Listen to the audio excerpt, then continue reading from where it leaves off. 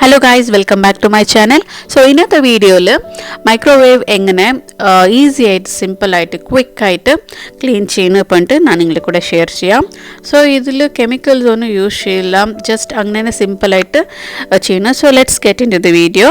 First ഒരു ബൗളിൽ വെള്ളം എടുത്തിട്ട് വാട്ടർ എടുത്തിട്ട് 1 ലെമണിനെ കട്ട് ചെയ്തിട്ട് അതിൻ്റെ ഉള്ളിൽ ഇടണം. ഇതിനെ വന്നിട്ട് മൈക്രോവേവിൻ്റെ ഉള്ളിൽ വയ്ക്കണം.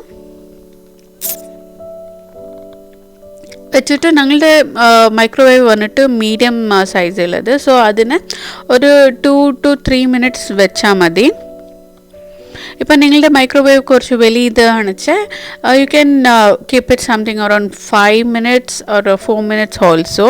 എന്താ പറഞ്ഞാൽ നന്നായിട്ട് അതിൻ്റെ വേപ്പറൊക്കെ വരണോ, അപ്പോൾ തന്നെ ഉള്ളിത്തെ ചെളിയൊക്കെ ഈസി ആയിട്ട് റിമൂവ് ആയിട്ട് വരണം. ഇങ്ങനെ സ്ട്രെയിനൊക്കെ ചെയ്തിട്ടൊന്നും ക്ലീൻ ചെയ്യുന്ന ആവശ്യമില്ല.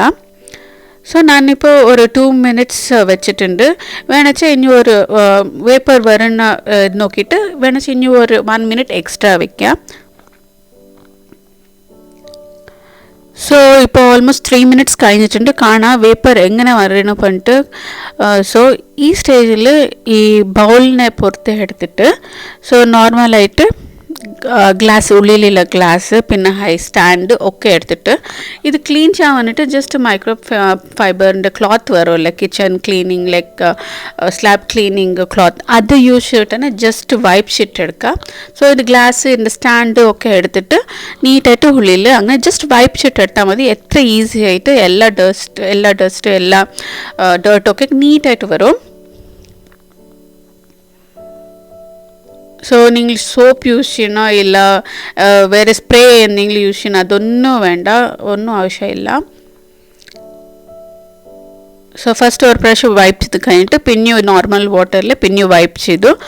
സോ അത് ഗ്ലാസ്സും അങ്ങനെ തന്നെ ഗ്ലാസ് നീറ്റായിട്ട് സോപ്പ് ഒക്കെ ഇട്ടിട്ട് നീറ്റായിട്ട് ക്ലീൻ ചെയ്തിട്ട് ഡ്രൈ ആക്കിയിട്ട് വെച്ചിട്ടുണ്ട്.